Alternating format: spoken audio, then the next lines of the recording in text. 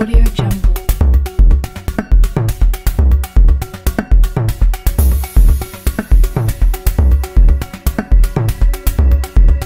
Audio Jungle. Audio Jungle.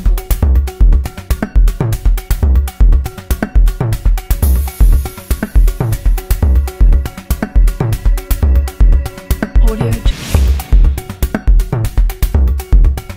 Jungle.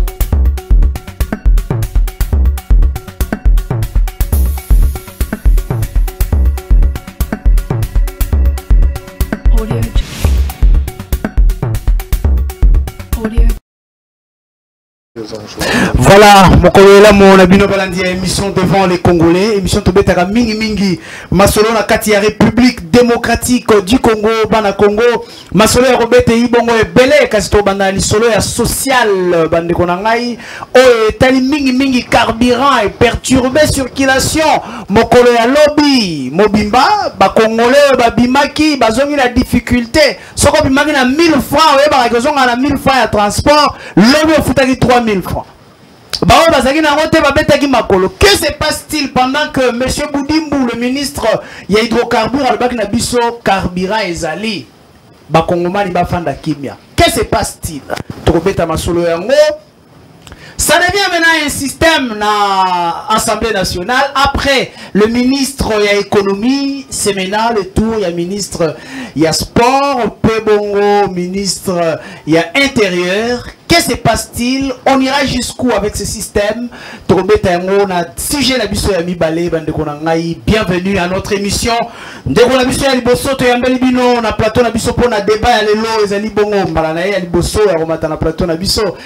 Gaston Piana Mbote na yo. Mbote ndeko Isaac Mutombo, mbote na bako débatteur na ngai, mbote mingi lisusu na bakongomani nyonso bakolanda biso. Je suis trop heureux na libiangi na yo pour la émission na yo, surtout na plateau na biso ya ZM. Mbote mingi lisusu na libota na ngai particulièrement ma chère tendre épouse Nadine Biayi. Mbote lisusu na mwasi ya makasi Bougumesa commune de Kinshasa. Mama Pepito Kilala oya yeko talisa basi pe mibali nyonso lolenge nini tokoki kokamba pona kubongisa ba commune na biso. Mbote lisusu na Bougumesa commune de Barumbu Guillaume Ilunga pona be fort nyonso ya kosala ata ba fulu ezali na numéro pesa bango mbote attaque insalubrité comment salité na ba commune na bango ko sila te zando wana salité za wana na charge ya Bougumestre Mama Pepito Kilala kasoza ko pesa mbote ko sala solitaire ndeko Gaston ndeko Isaac na ebité ceux qui ba jour oyo betima tout muke na commune ya Kinshasa Pepito Kilala ayali na moins de 100 jours na mutu ya commune ya Kinshasa. Elle a reçu de réaliser ba réalisation moko très énorme. Les lots commune ya Kinshasa et commune Petit Paris. Donc Kinshasa est un bosoto ya solo mais ali quand même na ba bourgmestre oyo bazali distingué particulièrement na tangi bourgmestre commune ya Kinshasa, bourgmestre Fabrice Nagombe particulièrement vient nga Guillaume Lunga pe na PCP mbote mingi bisika ali. Très bien, to kobeta masolo ngona mikolo ezali koya to kofanda a pona kobeta masolo ya Kinshasa. Masolo ya Kinshasa sous gestion ya Gentini Ngobila na ba bourgmestre na ye. Qu'est-ce qu'ils font? Nous allons en parler dans les jours qui viennent. Ndeko na biso ya mibale a uti bongo na ngambo ya SID, il s'agit ya ndeko croyance Mbaku, ndeko croyance mbote na yo. Mbote ndeko Isaac Mutombo, mbote na bako débatteur na ngai nyonso, mbote na bakongolo bazali ko na biso na ba exike nyonso bazali. Mbote na ba maman Maréchal, mbote na bakongolais fin fond. Et mbote na le président Eli Martin Fayulu l'Aigle national. Mbote na secrétaire général Nangai Devos Kitoko le professeur a une tête très bien faite et puis Mbote na Songe Ambeli on va bien dans et puis Mbote na Songe Ambeli Serge Ouelo Moussissé Amakasi. Alors Mbote na ba camarade nyonso bazali ko na biso nesika bazali. Merci beaucoup Ndeko ya Misato, c'est le président. Il y a organisation oh salaki moi makelele na week-end vous avez rempli quand même la salle, félicitations. Ndeko Studio le président, il y a organisation date. Oui, merci mingi Ndeko Isaac pour l'invitation et nazali ko saluer bandeko awa na plateau Et je pense bien que journée il y a dimanche, maman Balakisa Kingaï, de quoi ils sont capables. Ils sont très nombreuses. En tout cas, félicitations à eux. Et Dynamique Agir pour tous et qu'on continue toujours. Elles sont venues nombreuses, mais pour quel but? Intérêt n'a pas nini. Bino la politique, Moussa n'a pas utilisé la jeunesse, la femme. Maman Nabiso, bazali ba membre de la structure Nabiso. Et c'est qui va clôturer moi na bango de la femme. Alors, c'est qui va la face du monde que Bissopé, tout ça capable, il y a Kosala, Makambo, papa bazali Kosala. Et Association Dynamique Agir pour tous, na Katina Yango, 80% ce sont des mamans. Alors, c'est qui va la face du monde que Bisso ba maman Dynamique Agir pour tous, tout ça ba femme dynamique. Très bien. Notre 4e invité, il vient de la part Yabandeko, ya ACP, parti cher, il y a Gentini Ngobila, le gouverneur de la ville. Bangope Masolo Robert Tezana et Belen à Bango, il s'agit bien d'Ndeko, mon message na Ndeko, Arem Lukwikila, Mbote Ndeko Isaac Mutombo.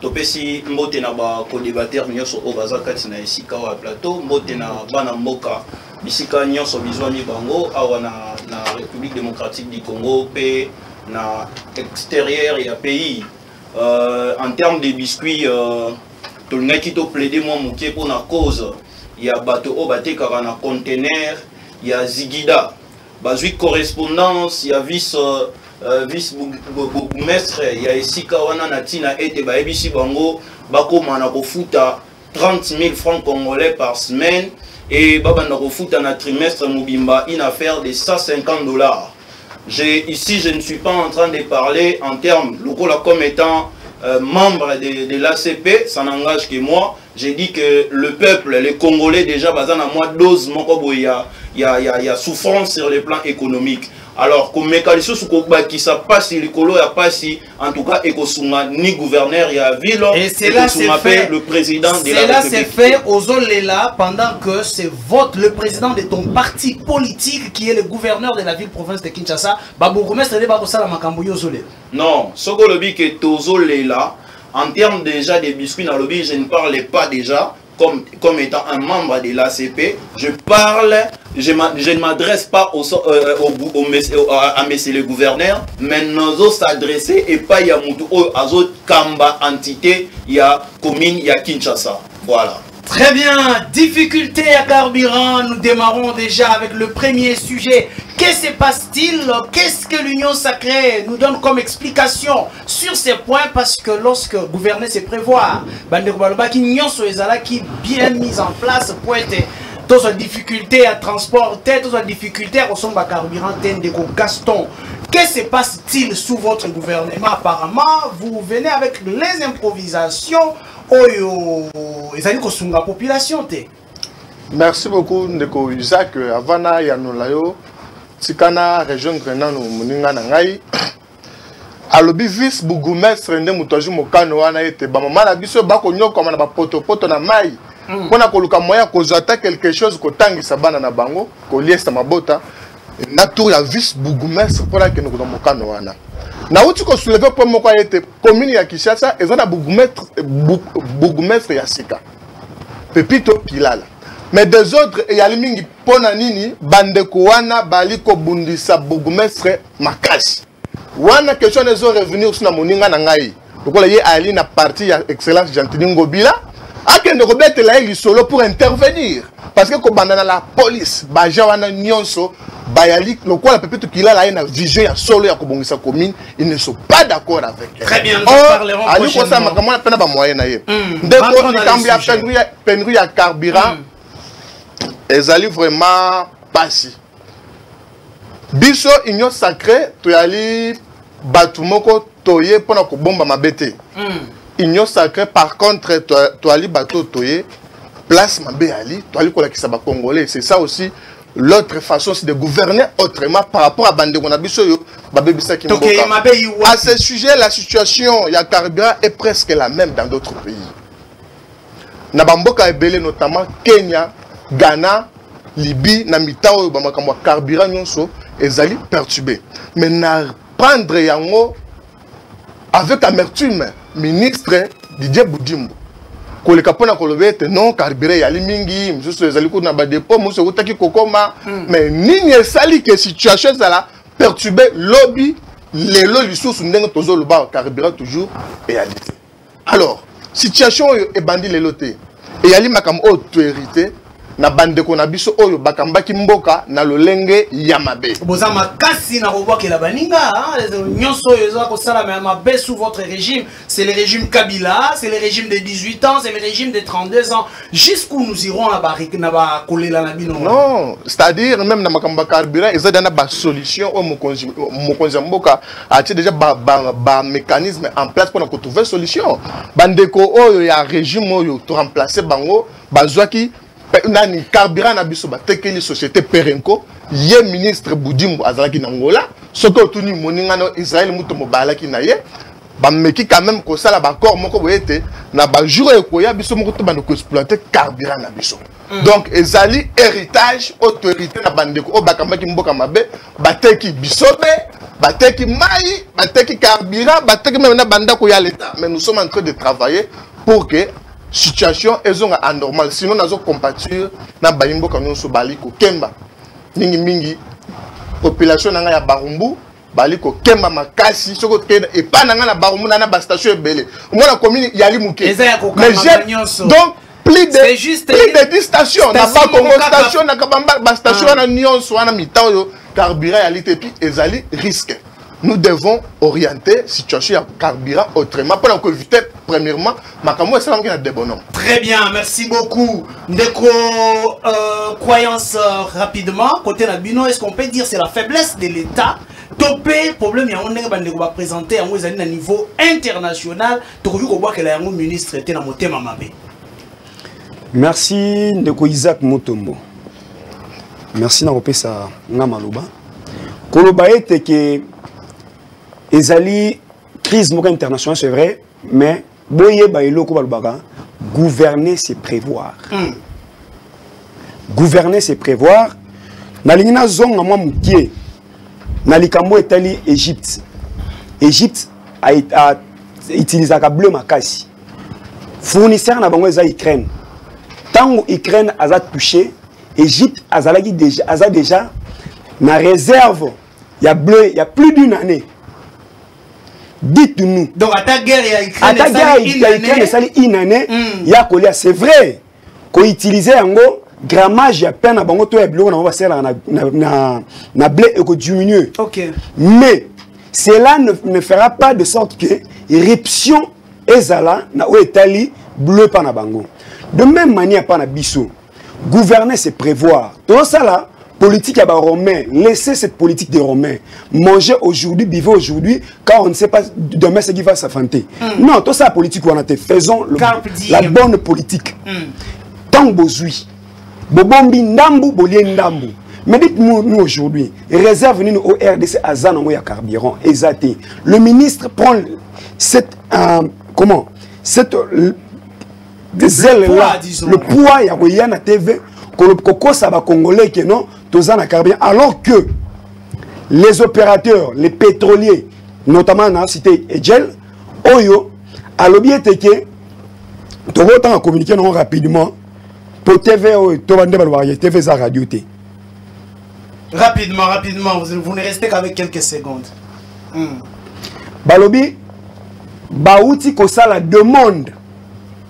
Il y a stock, il y a plus de 3 millions de tonnes, il y a pétrole, il y a carburant et zoya. Et comme on a moins donc environ mercredi zoya. Ce que le ministre zoya, c'est ce qui est aux années déjà. Entre le ministre et les opérateurs, il y a pétrole. Nani aza koloba vérité. Nazala qui lobby na station. Bakomi côté Kaipa Bakadafi, les litres à 5 000 francs. Talanen bamosa laquelle mais jusqu'à présent, tolongoli nanu makambo etali pandémie à Covid-19 et l'ongwete. Jusqu'à présent, tous on a des mesures. Tout là, tu as toujours un masque. Tala n'enga bazali qui wane belé. Est-ce que propagation ça la guité? Très bien. Merci la population à risque. Merci beaucoup, Monsieur Sissi Chidiondo. À qui la faute? À qui la responsabilité? Moi, quand on responsabilise, gouverner, c'est prévoir. Allons-y. Bon, merci mingi pour notre tour nayo. Avant la bandana nous correspondre à notre tour nayo, na intervenir na oyo ndeko Gaston par rapport il y a commune il y a Kinshasa avec maman bourgmestre Papito Kilala. Oui oui, premièrement déjà arrivé na commune il y a Kinshasa, hein? En tout cas on a saluer. Pourquoi? Parce que il y a eu des points forts. Na yebiété. Quels sont ces points? Mais j'habite dans la commune de Kinshasa. Premièrement, je vis nettoyage de la maison communale de Kinshasa. Désordre, ils ont qui m'a cassé. Tous les bâtis qui est qui et qui fait quoi. Et actuellement, ce qui est dans la maison communale de Kinshasa, et on trouve qu'il y a maintenant de l'ordre. Oignon surtout, ils ont qui le roi Banyamou, il y a une maison communale, Babouki. Et au Tali, avenue, direction il y a du marché. Wenzemoko et Zalagawana entre Croix-Rouge ti Okomana Itaga. Papa, chaque fois bafoulou et Zalaki koton la place wana. Mais je vis que depuis Kayewana, Tongonyo surtout avant Nabima, Nazoti Kabatou Zali Kokomba Bazali Kolomba bafoulou. Très bien d'avoir félicité Moko et Bino. Mais attention, Bayaka na ebandeli kaka boyi. Hein, ebandeli balakisi bino image ya bien et elengi, ya bambongo ya ba taxe, elengi, ya bambongo ya ba wenze. Et fouli bango, babosani utilité. Très bien, rentrons au sujet. Autour responsabilité, responsabilité, nous allons voir la responsabilité ma casse dans le gouvernement. Et je pense bien que na conseil, conseil des ministres, la décision du conseil des ministres, ils ont la force, il y a la loi.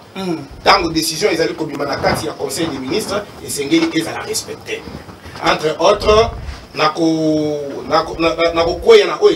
carburant. Na fin de l'année 2021, tu connaîtras qui hausse il y a carburant sur le plan mondial. Et tant que commis na RDC, Conseil des ministres est siégé. Et le non. Nous devons garder le même prix.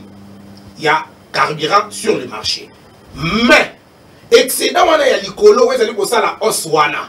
Et on va compenser par... Et en partir de l'économie, tout ça, biso, tout ça en charge.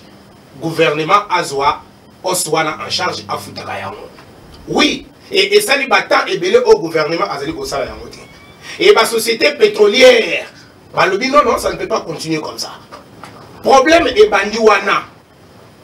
Donc, problème est un stock. Oui, problème est la société a imposé le prix à l'État. Bidimou ayebisa ba Congolais vérité. Et tant que politique et comme un cocotte au état social, il y a peuple congolais, c'est le peuple congolais qui souffre et croyant que tout marche et rien ne marche. Et basa à la base, il y a et on ne vient pas apprendre au sommet de l'État. Et nous avons diriger ses prévoirs. Donc votre réunion sacrée vient apprendre au sommet de l'État. Mais Isaac, mais vous êtes dans l'union sacrée. Ministre, qui si incompétence naïe, à place naïe dans la l'union sacrée. Qui vous a dit que l'union sacrée c'est l'immoralité? Qui a dit que l'union sacrée c'est un détournement, un mensonge? Non. L'union sacrée, ils ont incarné ma valeur. Et ma valeur, ils ont ma valeur, oyo, tata mokondi, Félix Antoine Tshisekedi ayenango. Oh, biso, si tu dois soutenir. Incarnation, il y a un changement, il y a une valeur, il y a un renversement, il y a une échelle de valeur. C'est Félix Tshisekedi. Et nous devons soutenir cela. Et nous surtout, merci beaucoup, merci beaucoup. Je me rappelle dans l'interview Moko, Ndeko Boudimbo Batouni et Sorazaki na connaissance na makambo etali l'hydrocarbure à l'objet Aoutaki ko la formation il y a 2 semaines. Je me rappelle encore. Quand Sissi Chidiondo dit on vient apprendre au sommet de l'État, est-ce que ce n'est pas la faiblesse, il y a pouvoir na binoete, vous allez kocha moto et singélité. Et si vous allez à la matière de Ndeko Arem Ndeko Isaac Mutombo, Toko Kikolo Baboyo, Moni, La seule différence peut-être oyo ekoki ko sala ngai eza que avant d'aller kana itando muke na pesa information na menarana no étude moko na koki koloba une étude exégétique, une étude même approfondie sur la matière.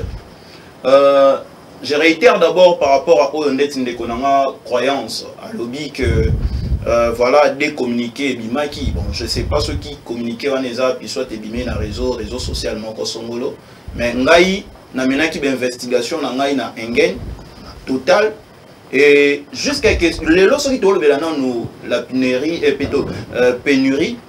C'est absurde. Il faut d'abord requalifier d'abord les mots pour n'attendre qu'il y ait bien. Et quel est le mot que vous voulez placer? La prémisse majeure, ceux qui déjà biaisés, la conclusion également sera fausse. Ok, placez-nous les mots. Automatiquement, tant que la pénurie, on voit que stock est alité. Mais tandis que mon prédécesseur, à lobby en haut, problème il y a carburant, tosaline à carburant. Mais il y a un problème technique et administratif. Entre autres pour des raisons politiques peut-être parce qu'il y a aussi le secret d'État qu'il ne faut pas oublier. Mais problème mingi se pose qui pour ne pas répéter mon prédécesseur, je vais encore ajouter je vais encore ajouter omoni soki botali makambu ya carburant et tomboki le sous makasi depuis dépôt oyo ya des bonhommes et utaki beaucoup plus na kozika. Il y a eu des situations irrégulières que aujourd'hui, Engine et Total et autres, entre autres Ariana, sont en train de réclamer premièrement qu'il y ait la régularité de marché à ce qui concerne les carburants. Bazaï n'a pas ça, tout le rôle y a Mariano, vente illégale. Ce sont des trafiquants dans la matière où est concerné Babiloko ya carburant. Deuxième lieu, Bango étant des privés. Bazali n'a pas ça, il y a qu'à fixer tout mon corps parce que ne faut pas oublier que les carburants relèvent de la matière du commerce international. Bango bazo senga nini, bazo senga que prix au ezali le lot, et à la majoré par rapport il y a importation na bango bazo e bana kosala. Alors le gouvernement alinga ki acha bango na bras de fer. Le gouvernement a démontré en noir que il ne devrait pas en principe commander ça. L'autant que tu as une situation économique un peu biaisée. Vous comprenez? Et il y a un moni que tant que c'est salamaki. Basali réunion urgente pour trouver la solution. Il y a un moni communiqué porté même par Engen. Vous comprenez? Porté par Engen. Le DG a dit clair à l'objet que nous n'avons pas connu de problème de la pénurie. Le problème revenait sur le plan technique. Pour essayer d'un peu d'encombrer les choses, ceux qui ont un problème, mais qui ont un problème, il y a un ravitaillement. Mon frère, il a dit qu'il a parlé de 3 millions de litres qui devraient venir. Non, 30 millions. Voilà, 30 millions qui devraient venir. Peut-être vous êtes sous-informés, mais moi j'ai des informations. Oh, le gouverner, c'est prévoir. Local, carburant, ça relève du commerce international. Bah, Monique, ceux qui ont na mois de mai et mois de juin, tu as un carburant. Voilà pourquoi est-ce que les 300 millions, je ne sais pas, aux le là, ils ont pour régulariser stock aussi là qui, mais ils ont pour prévoir les mois qui vont venir parce que prix est comme à sur l'écolo. Mais c'est que nous allons conclure tout en disant que jusqu'à présent, prix moko et variété, il n'y a pas une pénurie. Sur le plan, il y a vente, il y a carburant. Mais nous avons alerté la population que dans des jours à venir, carburant est commaté. Pourquoi? Parce que prix est commaté là, et qu'il n'y a pas non pas dans la République démocratique du Congo, mais ce prix va relever du consensus du commerce international relevant en matière il y a carburant. Très bien, merci beaucoup. J'aime quand la matière coule sur ces plateaux. Merci beaucoup. Je sais que vous pouvez rebondir sur le premier sujet en ce qui concerne les carburants et autres. Mais tout ça, on les cas directement dans le sujet de la Balé.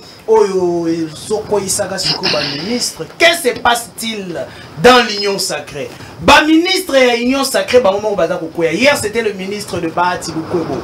On a AFDC, on a dit Bahati à CP l'a quitté. Aujourd'hui, on vise Acelo qui est de l'UDPS.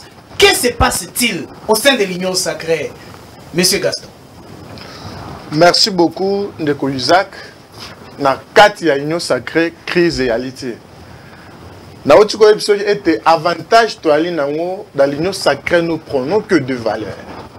C'est-à-dire na union sacrée quand tu es médiocre et si kana yo réalité. Ndeko ya économie. Makamu oya sali ya mabe nde ememisie po abima na lidusu ya moke. Biso to ali ko kamba lolenge mususu. Parce que makambo to ali ko sala ba pouvoir nyonso etikal ko se succéder etikal ko sala maté. Mais s'il faut ko kende na sens wala ba ministre nyonso ba ko koya parce qu'il n'y a pas un non, secteur qui excelle. Ba ministre nyonso te mon frère. Il y a des ministres qui sont en train de travailler dans la vision de Mokonzi Mboka. C'est-à-dire ministre il y a sport par exemple Tangi, na ministre il y a intérieur Tangi. Na ville province à Kinshasa. Bavir, il y a des policiers, ils ont tellement mingi. Na gestion à Aselo, babomi batu combien? Na ba policier. Bazo tirer au bout portant. Et lui ne sanctionne pas. Kasongo ya liwana, il y a des côtés là Kasongo depuis qu'il est là. Ba policier ba kosa makama mabe makasi. Ba ko boma batu oyo ngai na yo toyebi.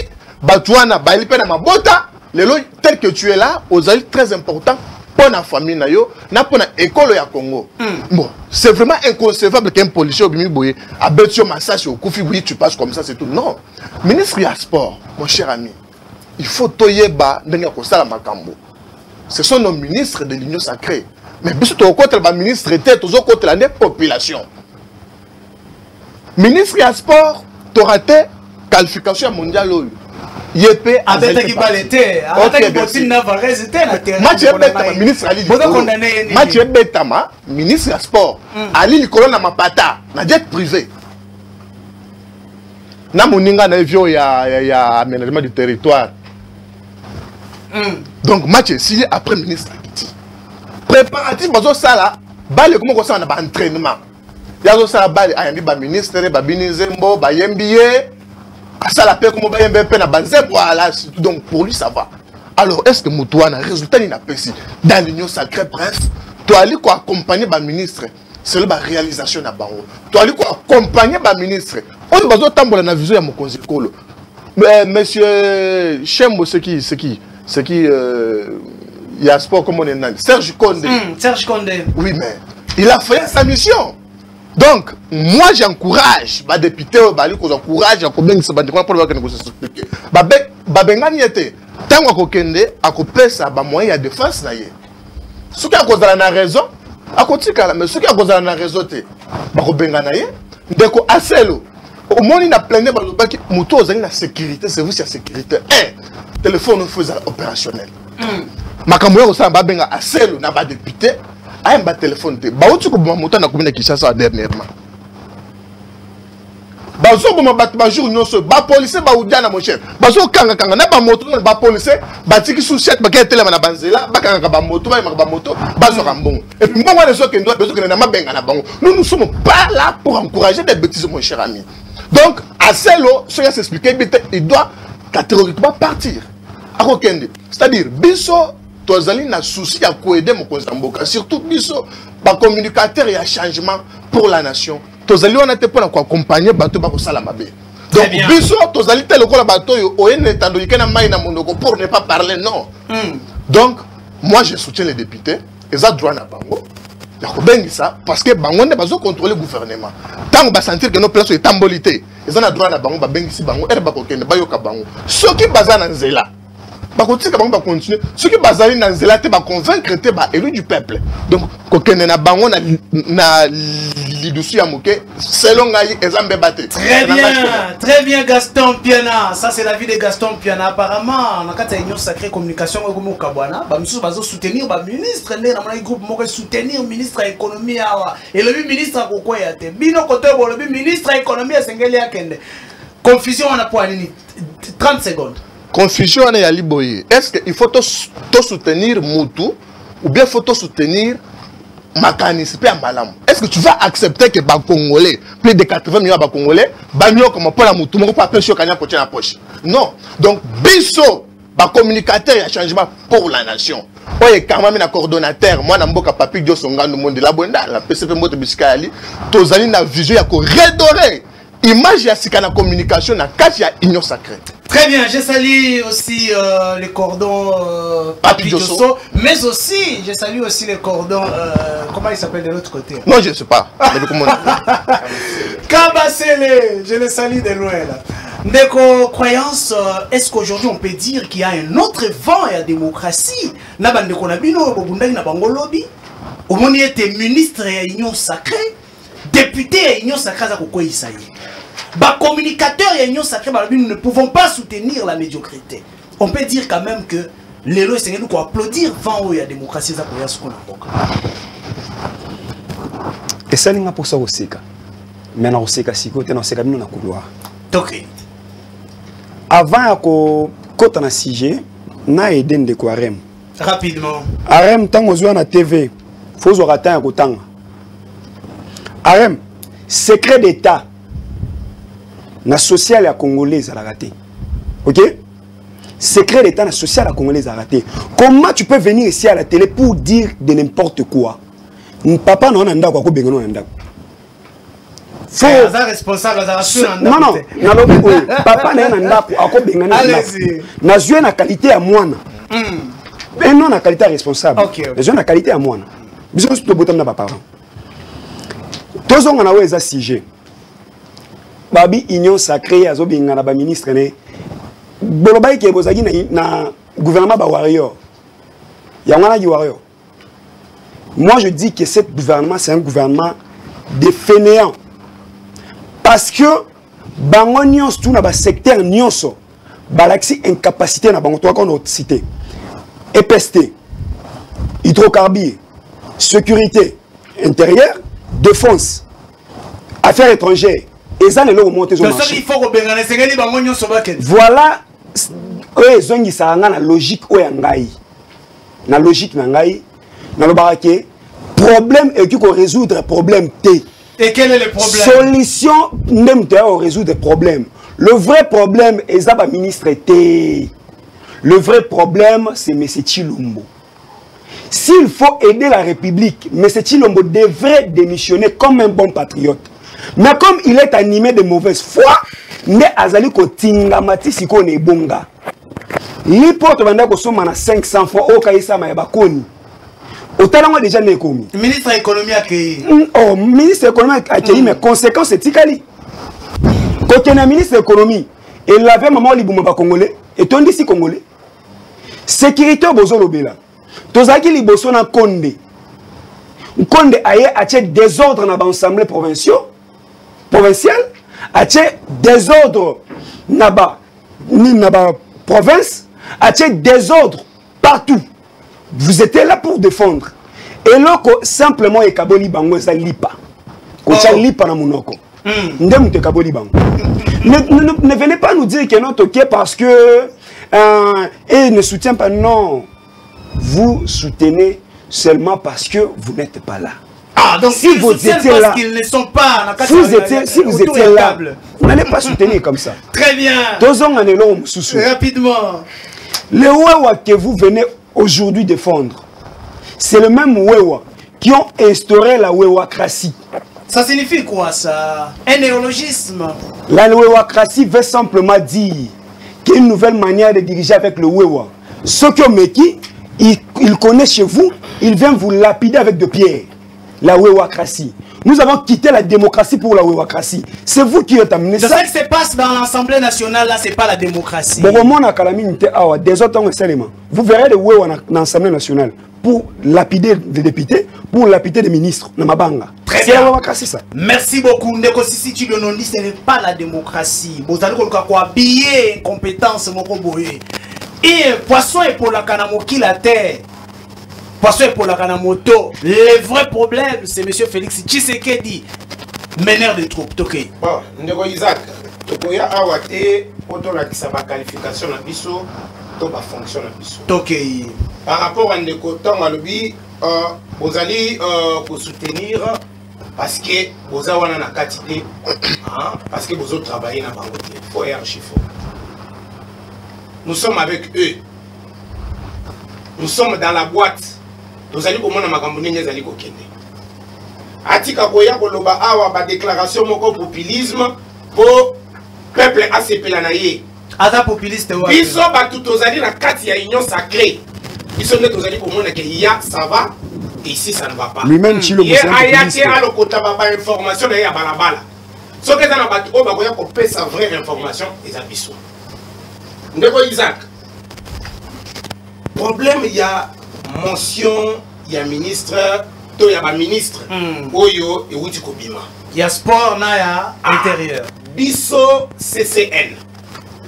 Les communicateurs du changement, vous allez soutenir yango.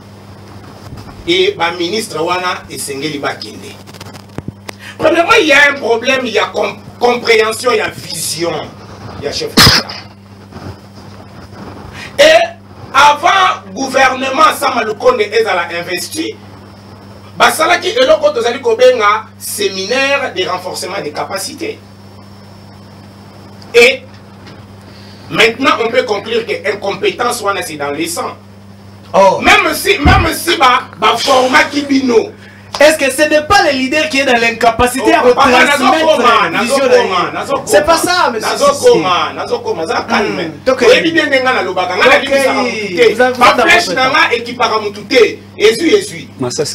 Ah, incompétence dans les sangs.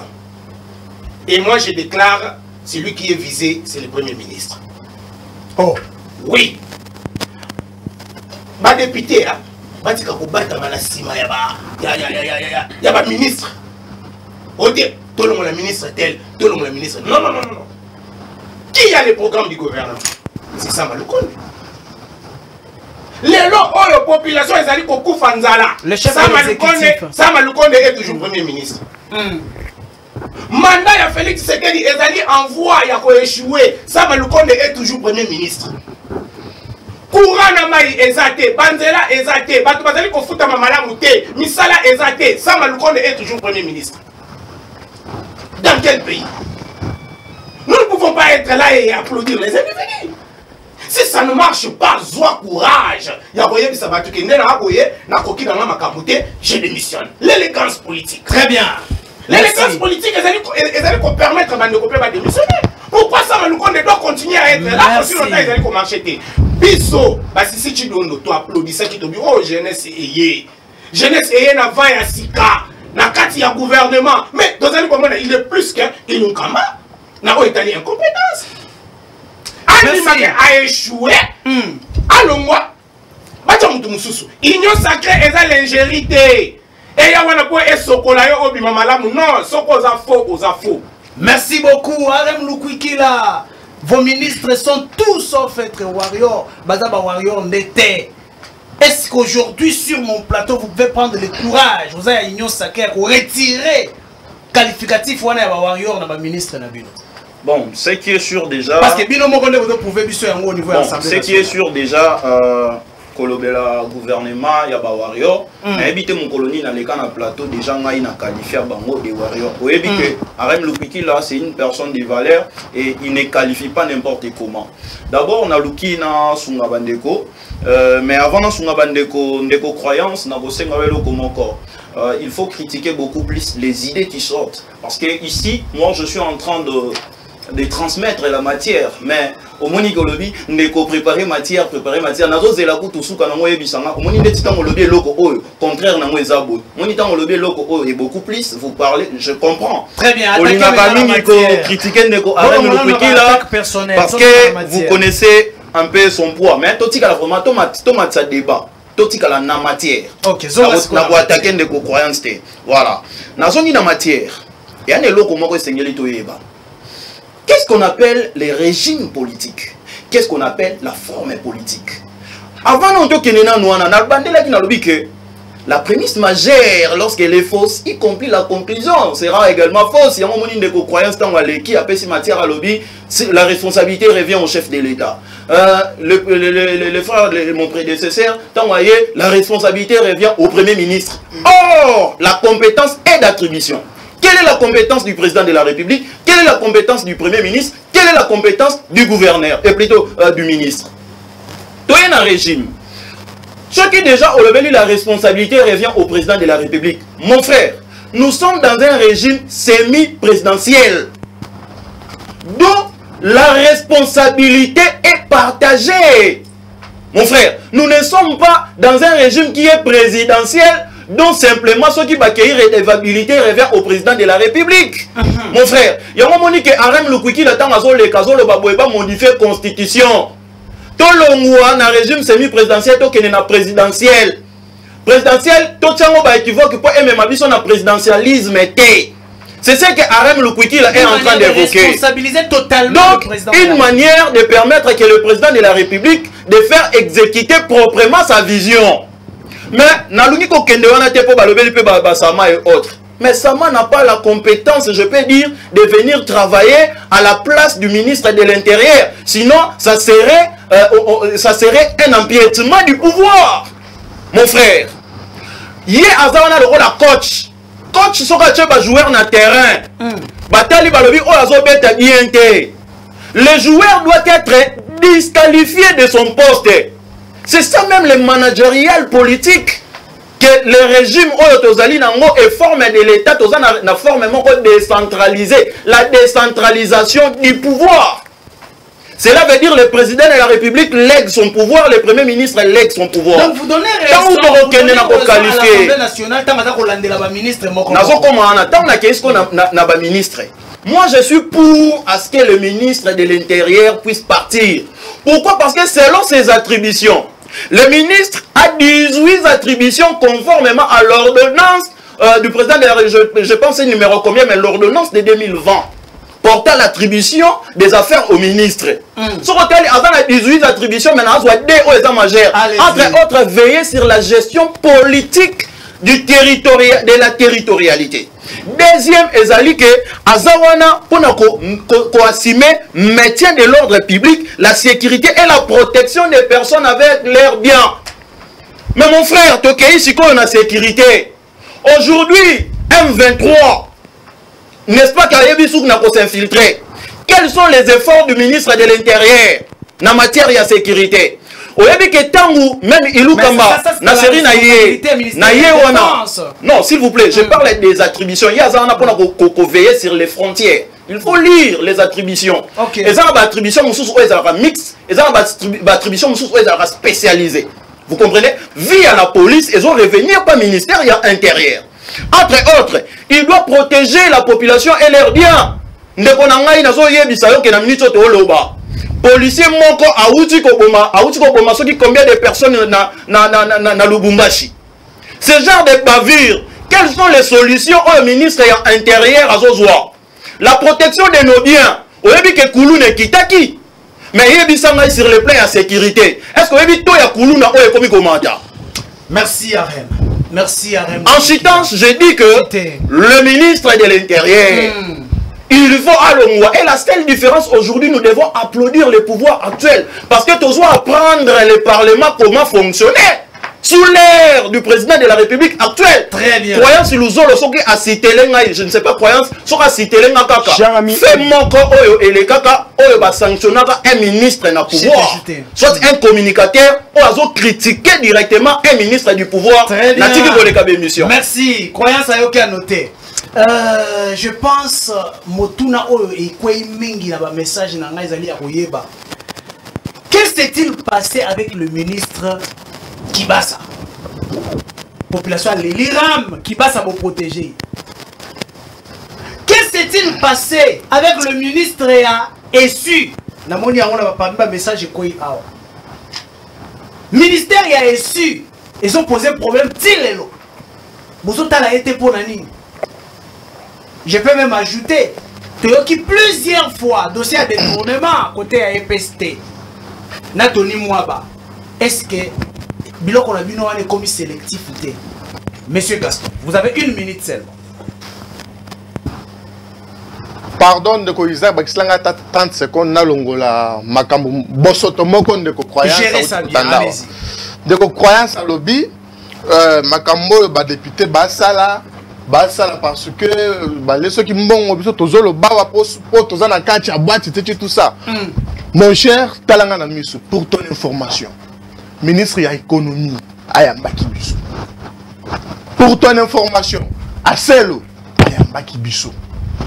Nalingena Kadolo Komoko, Ozaina Makanis, Obino Bozalaki Nango, le lenge chef Nao Fayulu, Attaque la province à Kinshasa, on a 42 000 dollars par mois. Comment ça? Vous n'avez pas de preuves, monsieur Gaston? Attends, mais je vais dire. Timouta Zawana. C'est-à-dire, donc, on confondre le lingue chef no Fayoulou. Attaque la province à Kinshasa, on a 42 000 dollars. On confondre le communicateur achèvement pour la nation. C'est faux. Fayoulou, Azala qui n'a parlement, n'a pas législature belée. Qui est-ce qu'on fait dans le parlement? Proposition nini, loi nini, oh Fayoulou à ça là. Depuis qu'il est là, c'est ma bouffée bon à l'état, c'est fini. Attends, moi ça pile là, tombe la terre. Donc mon ami, Alingi Totika, ba ministre Obazoyi Bambongo, Totika, sama lukonda kamamabe, asala ndenge chef na Muzito, Ali Bambongo ya mboka, atonga le Totika bongo. C'est-à-dire nous, nous prenons que de valeur. Nous prenons que de valeur. Matière ezali boye. Olobi boko tika te ba ministre ba yiba mosolo ya l'État. Oya simaki makambo ya ram. Lelo azali wapi? Il est protégé hein. Babenga ki na parlement. Oyo asimbi makambo ya essu. Ntango essu eza kotambola te, ba grève na ba grève. Il est protégé par votre pouvoir. Qu'est-ce qui fait que les uns soient protégés? Ba misusu baza la bongo attaquer. Motuna monene yango wana ndeko Gaston. Ndeko Isaac normalement nyonso. Nous prenons l'état des droits. Biso toali ko teka état des droits lelo na kacha mboka oyo. C'est-à-dire quoi? Tant aux autres que to protéger qui basa maliba. Comme si akenda qui na parlement, ba député ba longolié, biso to lobi qui basa ko longate vanda. Non. Qui basa akeli ramte. Muto asali ram. Eza bande ko croyance au chef ne Muzito muto signé arrêté à ram. C'est-à-dire exécuter. Non mais continuité, il y a affaire, il y a l'État. Ok. Tant qu'on a beaucoup de choses, la table rasée. Aux gens étudier le dossier, nous pouvons avancer. Donc, qui base à continuer à ram. Prélèvement à ram, c'était à condamner, mais bisous tout ce plat qui n'a pas. Mais bande ko ba bengisie. Les députés vont comprendre que non, il y a un ça qui rame. Et puis ram les alliés na structure mouvement la PTC. Mouto ça qui peut gérer affaire wana. C'est pourquoi ndeko kibasa azali wana. Dossier sur les qui continue beaucoup mona suite nango ndenge ko zalela. Union sacrée ezali bisika ya ko bomba bato mabete. Union sacrée ezali blanchisserie. Ya miebité. Mais plutôt union sacrée et tozali kotali sa bande ko na biso yo le lenga ko kamba ya sika. C'est-à-dire bref ndeko kibasa a bomba mité. Ndeko moyindo nzangi a bomba mité. Son tour viendra. Oui, son tour viendra. Ce que il va partir. Merci beaucoup. C'est comme ça avec l'Union sacrée. Merci beaucoup. De vos croyances. Ouais. Très bien. Très bien. On doit affirmer quand même que Martin Fayoulou a sali 2 mandats dans le Parlement. A proposé à l'autre côté. Jamais. On doit reconnaître que proposer. Attendez. On doit confirmer je veux qu'il réponde coup sur coup. On doit reconnaître que Martin Fayoulou a sali dans le Parlement à travers suppléante n'a bien qu'à Koufi suppléant remplacé. Vous reconnaissez ça quand même. Mais ça va question. Mais tu ne réponds pas, monsieur. Qu'est-ce que vous avez dit? Ça va question, on répondre. Laissez-moi. Mais tous les aïeux, la réponse est Est-ce qu'aujourd'hui on peut dire que Bandeko et Union Sacrée Baza Kosala quelque chose? Oh, même votre président n'a pas fait. Ok. Causons d'abord. À ce qui concerne Martin Fayoulou Madidi, c'est l'homme le plus honnête du Congo. Oh, à quel niveau? Martin Fayoulou n'a jamais, je dis bien, n'a jamais touché 42 millions que vous êtes en train d'affirmer. Mais il y a quoi dit? N'a jamais je vais te le prouver même sur le plateau. N'a jamais. N'a l'action place en dimanche qui a très bien, nous allons voir ça dans les couloirs. Oui, juste n'a jamais touché ça. Alors bien des fois que nous avons ça qui n'a jamais touché ça. Je vais te montrer ça, monsieur. Cette histoire-là a été bien classée par Ting, qui était Roger Ting, qui était le président de l'Assemblée provinciale. Après ces éclaircissements, peut-être aux aura beaucoup plus na baba. Soit on a TV, au gros que l'on connaît déjà bien résolu na bosolo na politique. Azala Kimiakon de Konanga peut son matière. Peut-être que la on y a beaucoup de soutien. Régime biso tant diriger qui? Tu as déjà vu les CID en train de diriger? Monsieur, vous êtes de la Mouka. Tu as déjà vu. Monsieur, vous êtes de la Tu as Mouka. déjà vu Essida en train de diriger. Je vous Monsieur, pose vous une êtes de la question. Mouka. As-tu déjà vu Essida en train de diriger? La classe répond à la question claire. As-tu déjà vu? Je ne me allons-y. Non, je vais te Cher répondre. ami, toi qui es le important. Il faut la proposer quoi au Parlement? Arem Lukwikila. D'abord, rectification. Là, Nazali. Il faut la proposer quoi au Parlement? Nazali, croyance Mbaku. Ok? Né de la famille Mbaku, de le royaume Nsiti, ok? Très bien. Je suis l'un des descendants à. Et le seul qui m'a fait la proposer, papa. Tant que n'est pas sur le moment.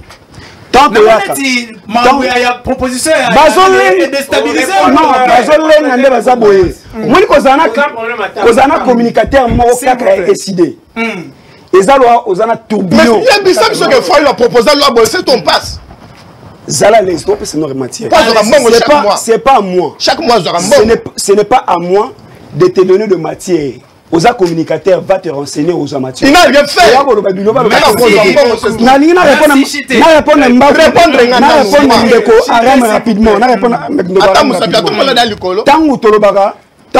Mais Martin fait la proposition à Balou et Belé.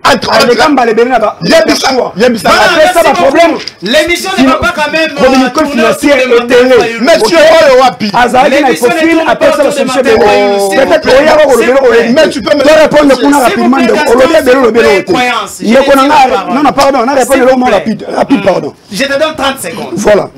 Arem Lukikila. Faut bélo au moro na tableau de bonne gouvernance. To na pyramide de bonne gouvernance. Tous en réplique que le input et output. Donc, ce qui veut dire, le peuple demande et le peuple reçoit. Le peuple est le premier demandeur et le peuple est le premier aussi à recevoir. Ok? Quand vous venez à la télé, il faut que vous ayez une notion élémentaire, il y a bonne gouvernance. Ok? Merci. Tant que le régime. Mais malheureusement, tu dis rien. Malheureusement, on le côté. Tu n'as rien proposé, monsieur. Merci beaucoup. Encore paniquer pour lui. Merci. Tant que sa matière, il faut que la matière rapidement, en tout cas. Merci. Il faut que la matière. Les hommes matière, on va matière. Quand on s'oppose, on propose. Mais je suis en train de proposer. Il nous reste quelques minutes. Non, non, leçon. Il nous reste quelques minutes, nous chutons. Alors, respectons les téléspectateurs, s'il vous plaît. Ici, la grande question était, la question, vous protégez les uns pour sacrifier les autres. Est-ce que vous avez une injustice? Je crois que vous allez répondre à Nathan Moukousi. Non, non, par exemple, ceux qui ont ministre intérieur à Celo, ceux qui ministre intérieur à Celo a tombé, cela veut dire Gentini Ngobila, dans la ville province de Kinshasa, a occupé Goti Kalati. Oh, et comment c'est pas Gentini? Oui, oui. Aïe, Biso, Awa, Krampé, Awa, Biso, des villes de Bimi. Après, Tango Togangi, Awangani, Bango. Oh. Balobi Awa Sama Lukonde, coach. Ok? Il y a des décisions Oyo et Bimakana, Conseil des ministres, dans la force des lois. Balobi Awa Bapor, il y a Mike Bapor privé et Kangama. Et où t'as qui na Conseil des ministres? Et tu n'as jamais posé à appliquer. Barrière illégale. Ouais, fout ça va taxi à l'État, mon compte à la caisse à l'État, ils ont continué. Oyo sama lukonde amona ki ya kokoche malamu ezalaki ba poisson ya na mibi. Oyo falaki misolo e bimambango fo bimisa sibiyo. Merci beaucoup. Ah, cela veut dire on a bien wali comme aye pena de carton bien on a sombi mon cher. Et suis awa. Si lelo inikin bazo tangati. Mais le ministre est toujours là. Et pourtant, quand vous êtes dans l'Assemblée nationale, avec mon téléphone, il y a un mais gestion, il y a un gouvernement, il y a un kamba. Mais quand vous êtes à promis, zéro. Donc, il y a zéro trou. Babylon, Oyo Sama Lukonde, Amakasi Nayango, zéro trou. Mais pourtant, la banzela, la malade. Pourtant, la baroute secondaire est en amont des alliés. Merci beaucoup, donc, détournement, les alliés continuer, gouvernement, Oyo, et Koki Kofan dans les sociétés. Là, il y a des alliés qui ont ba député na biso ba viser ba ministre non batika kozala leadership ba ministre mutu oyo alali ko incarner ba biloko non c'est ça malukonde oyo yende il faut allo. Merci Sisi Chiliondo, je crois Arem aussi va gérer son temps. Arem Lukwikila. Merci. Neko Arem Lukwikila, il a des informations importantes à transmettre aux Congolais et il n'a pas beaucoup plus de temps na ba débat ou les personnel parce que na art il y a débat. C'est le lui Frantin. On comprend que un co-débatteur qui n'a pas des arguments, il attaque la personne enfin de Koningisaye pour perdre équilibre à côté na psychologie la matière. Donc elle est na matière. Tant on dit que des poids des mesures na kati ya gouvernement. non ndeko na ngai nazo lingana ebisa oboye. Et là quand liboso avant de balancer motion ça là non auto benga pétition. Vous comprenez la procédure. Nous parlons, demain c'est nous qui allons gérer le Congo. Mais comment comptons-nous gérer le Congo sans pourtant respecter la procédure? La procédure voudrait que tout balancer dans nos pétitions. Quand il y a pétition, on appelle, on cible le ministre Babengio. Tout le monde place secteur défends-toi. Tant on se défendre devant les élus du peuple qui sont les représentants de la population, les représentants ceux qui osent se défendre malamouté. Ne ba koya ko sala auto bengaka motion de censure, soit motion de défiance. Mais on est dit motion de défiance. Les ministres au baleka qui place wana, ils se sont défendus par rapport aux questions relevant leur ministère. Merci. Et beaucoup plus maintenant on sait pour traiter question au bien. Invite un député ici. On a une question parce que yende mutasala qui dit yende pe mutaswa qui doit de défense. Merci beaucoup. S'il vous plaît, opessez-moi quelques bananes yo. Na série ici n'a passé déjà matière na ngai o nazala qui na yango voilà. Pour na kosala moi ko répondre moi na rapidité. Bon. Je m'excuse na répondre à l'issue parce que ceux qui n'a répondre mutu na kolukato comme à même niveau na un débat alors que ceux qui comprennent de quoi vraiment un peu le colo. Merci beaucoup je crois je salue d'ailleurs la présence du coordonnateur des communicateur du changement, Maître Papi Diosso qui vient d'entrer dans ces studios, bien que les lois on les catait, c'est peut-être pour les jours à venir. Merci beaucoup Nabino Watubolandinga et je crois na opesa maloba sukate parce que émission qui bon penza mbango makasi tozali bongo penza na suka na ça na pesi bino na opesa bino 5 secondes à chacun, 5 secondes s'il vous plaît. Ndeko Gaston. Merci beaucoup Ndeko Isaac pour le bien nginayo. Matondo mingi na bakongomani nyonso balekisi tana bango pona kolanda biso. Très bien. Précisément na madame Jenny Mukendi, Salo Blessing. Merci beaucoup. Merci beaucoup Ndeko Croyance. Merci na bandeko nyonso bayoki biso. En tout cas, ezalaki débat patriotique entre nous, on est dans la famille. Et puis à Kobakisa Mosusu, ezali Monsieur Chilombo a bengisi Jean-Claude Van Damme pour Rosala, les promesses irréalisées de Chilombo. Merci. Ndeko Sisi, rapidement. Bon, Ndeko Isaac, l'élégance politique. Ezali Kosenga, Ndeko Samal Konde a démissionné parce qu'il a échoué. Très bien. Ndeko Croyance. Ndeko Arène. Ndeko Arène, pardon. Voilà. Tenir kaka na ko rappeler na ba Kongomani pe na bandeko ya ACP parti oyo et ko prouver que tozali sous na force, tozali sous espoir ya kopesa ba Kongomani. Sortie officielle na biso est prévue pour ce 28 mai na stade des Martyrs. To yebi que ba parti mosusu ba yeba na kosala yango te to lobela ACP. Tozolobela ACP en plus tozolobela muto azali kola ACP, il a été élu 2 fois gouverneur. Très bien. Merci beaucoup Nabino Nyonso Bolandi Biso. Merci bongo na équipe technique il y a ZM Télévision, une équipe très excellente. Merci beaucoup à Fernando Kitoko, mon assistante, et à vous tous qui nous avez suivis de partout où vous êtes. Seul les Congo gagne. Merci et bye. Audio Jungle.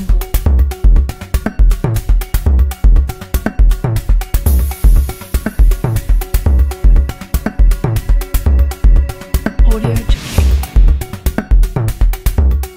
Audio Jungle.